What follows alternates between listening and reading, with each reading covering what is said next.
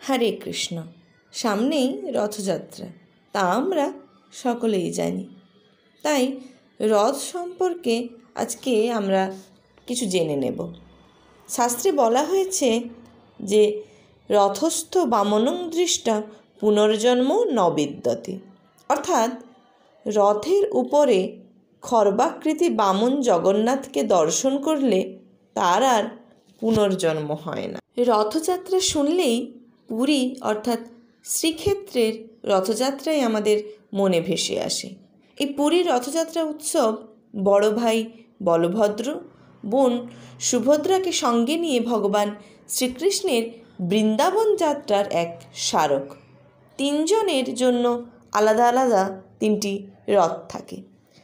বলভদ্রের রথের নাম তালধ্বজ। এর উচ্চতা হয় ৪৪ ফুট। এই রথের আবরণের রং নীল। রথে ৬ ফুট ব্যাসের মোট ১৪টি চাকা থাকে এবং এই রথটি তৈরি হয় ৭৬৩টি কাঠের টুকরো দিয়ে। লাল ও সবুজ কাপড়ে সাজানো হয় এই তালধ্বজ রথ। তালধ্বজের রক্ষীর নাম বাসুদেব এবং সারথি হলেন সাত্ত্বকী। এই রথের মাথায় পতাকার নাম উন্নানি, রথের রশ্মির নাম বাসুকীনাগ।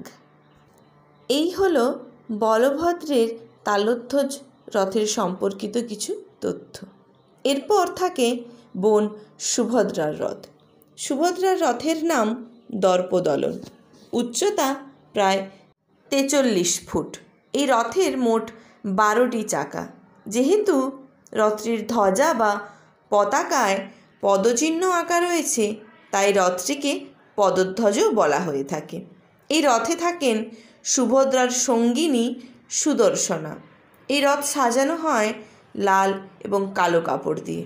এই দর্পদলনের সারথির নাম অর্জুন।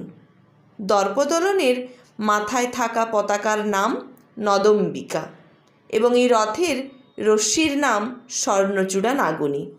সবশেষে যাত্রা করে ভগবান জগন্নাথের রথ। জগন্নাথের রথের নাম নন্দীঘোষ, রশ্মির নাম শঙ্খচূড়া নাগিনী এবং জগন্নাথের রথে সওয়ার হন আরও ৯ জন দেবতা। এদের মধ্যে রয়েছেন গোবর্ধন, কৃষ্ণ, নরসিংহ, রাম, নারায়ণ, হনুমান এবং রুদ্র।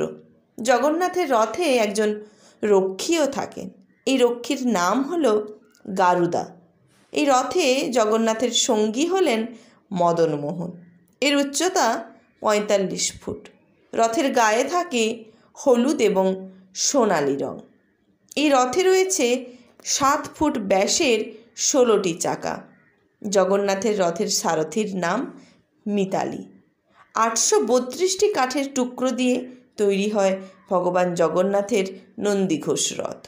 এই রথের মাথায় থাকা পতাকার নাম ত্রৈলোক্যমোহনী এবং এই রথে এছাড়াও 4টি ঘোড়া থাকে। এই হলো রথযাত্রা সম্পর্কিত কিছু তথ্য। যদি আপনাদের ভালো লেগে থাকে অবশ্যই লাইক, কমেন্ট, শেয়ার এবং সাবস্ক্রাইব করে দিয়ে এগিয়ে যেতে সাহায্য করবেন। সবাই ভালো থাকবেন ভগবান জগন্নাথের কৃপায়। রাধে রাধে, জয় জগন্নাথ।